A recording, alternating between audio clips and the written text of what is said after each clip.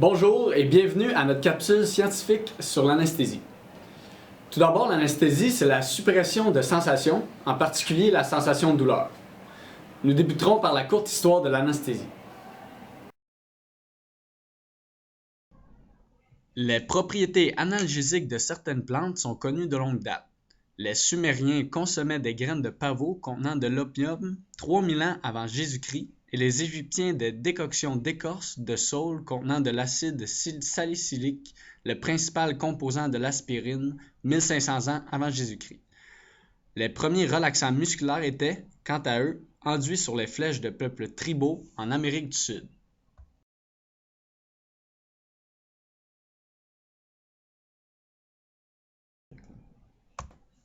La première anesthésie était le fruit d'un accident. L'observateur d'une expérience avec l'oxyde nitrique comme gaz hilarant s'est aperçu qu'un des participants s'était blessé au genou sans ressentir la moindre douleur. Ainsi, l'anesthésie était née. Ensuite, différents produits, sous forme de gaz lors d'anesthésie générale et de liquide ou de vapeur lors d'anesthésie locale, furent testés. L'éther vaporisé, l'éthylène, le méthylène, le chloroforme et même le gaz carbonique étaient employés à l'époque. La découverte des propriétés anesthésiantes de la cocaïne a révolutionné le domaine. Le célèbre Sigmund Freud a expérimenté avec cette drogue et consigné la diminution de sensation à la langue lorsqu'elle était consommée oralement. En 1880, un ophtalmologiste l'a diluée dans de l'eau et a utilisé la solution aqueuse sous forme de gouttes pour les yeux sur une grenouille. L'absence de réflexe de la cornée de l'œil dans lequel les gouttes furent appliquées et leur présence dans l'autre a confirmé l'hypothèse. Quelques années plus tard, une solution aqueuse de cocaïne fut introduite directement dans un nerf avec succès par un dentiste qui devait extraire une dent d'un client. En 1920, la procaïne, un dérivé de cocaïne moins nocif, fut introduit en anesthésie. Un second, la lidocaïne, fut synthétisée en 1950 et est encore utilisée aujourd'hui. Les premiers composés opioïdes isolés en laboratoire, comme la morphine et la codéine, étaient consommés oralement en 1850, puis par infiltration intrathécale en 1900 et par infiltration épidurale en 1980. Procédé encore utilisé de nos jours. Afin de supprimer la douleur, l'anesthésie doit inhiber des fonctions du système nerveux. Nous commencerons donc par en décrire le fonctionnement normal. La création d'un potentiel d'action commence par l'ouverture de canaux sodiques. L'entrée massive de sodium dans la cellule entraîne une dépolarisation, soit une inversion du potentiel électrique de la membrane cellulaire. La dépolarisation se propage le long de l'axone jusqu'à la synapse, où elle cause la libération de neurotransmetteurs qui ont pour rôle d'exciter ou d'inhiber le neurone suivant. Le processus ne prend que quelques millisecondes et le potentiel d'action suit la règle du tout ou rien. Dès que le seuil d'activation est atteint, le potentiel d'action est généré. Un mécanisme d'action des anesthésiques est de réduire le potentiel d'excitation neuronale. Pour y parvenir, certains augmentent le potentiel de repos de la membrane, de sorte que la dépolarisation nécessaire pour créer un potentiel d'action est plus importante. D'autres rendent les canaux sodiques dysfonctionnels. Les dérivés de la cocaïne le font directement, alors que d'autres produits déforment les membranes cellulaires, ce qui altère l'efficacité des canaux sodiques. Lorsqu'un potentiel d'action atteint l'extrémité axonale d'un neurone, la dépolarisation entraîne l'ouverture des canaux calciques. Suite à l'entrée massive de calcium dans la cellule, des vésicules synaptiques libèrent des neurotransmetteurs dans la fente synaptique. Certains se lient à des récepteurs postsynaptiques NMDA ou AMPA et entraînent une dépolarisation de neurones, donc un potentiel postsynaptique excitateur. D'autres neurotransmetteurs se lient aux récepteurs GABA et entraînent une hyperpolarisation, donc un potentiel postsynaptique inhibiteur. La somme des potentiels excitateurs et inhibiteurs détermine si un potentiel d'action sera créé dans la cellule postsynaptique. Les anesthésiens agissent directement sur le récepteur NMDA et GABA pour réduire l'efficacité synaptique. Certaines molécules utilisées en anesthésie déformeraient les récepteurs NMDA.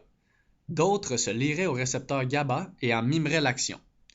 La diminution des potentiels postsynaptiques excitateurs et l'augmentation des potentiels postsynaptiques inhibiteurs réduisent les probabilités qu'un potentiel d'action soit créé. En conséquence, les sensations sont éliminées. Les sites d'action des anesthésiens sont en majorité intracellulaires.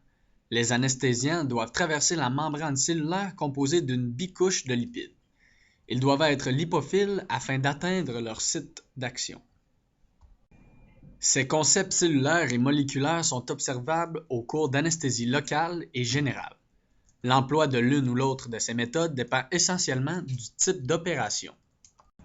L'anesthésie locale est utilisée lors d'opérations en surface et relativement courtes. Elles sont réalisées par infiltration dans les terminaisons nerveuses, les troncs nerveux ou les racines sensitives sortant de la moelle épinière. Des anesthésies loco-régionales, par exemple des infiltrations épidurales, peuvent aussi être employées dans le même contexte. L'anesthésie générale est employée lors d'opérations plus sévères et de plus longue durée.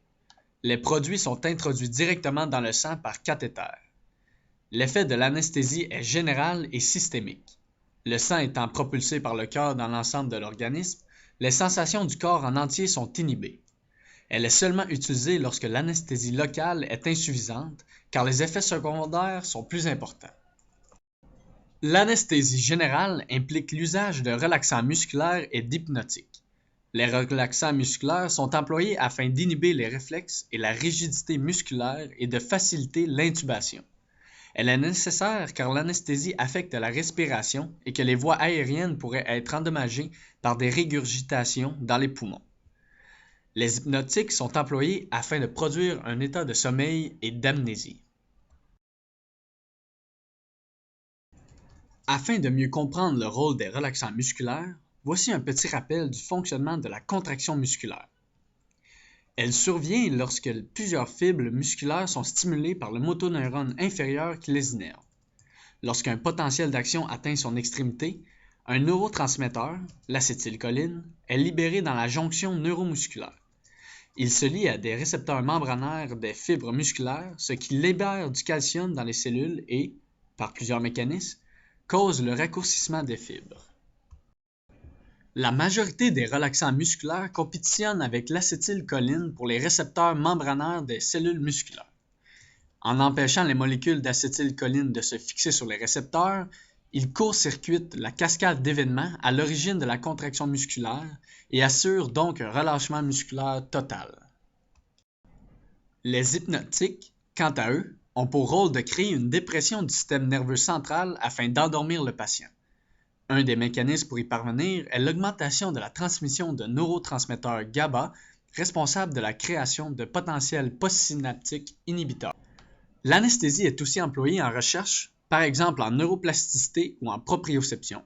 Dans le premier domaine, on l'utilise afin d'observer les changements dans les aires corticales sensorimotrices en l'absence d'informations sensorielles. Dans le second, l'anesthésie a permis de déterminer que l'importance relative des récepteurs articulaires dans la proprioception était de beaucoup inférieure à celle des récepteurs musculaires. Bref, plusieurs mécanismes sont impliqués dans l'anesthésie. Ils peuvent altérer les fonctions cellulaires, synaptiques et neuromusculaires. Dans le domaine médical, cet outil peut être utile lorsque, par exemple, un patient subit une opération chirurgicale. Merci beaucoup de votre attention et en espérant vous avoir éclairé sur le sujet.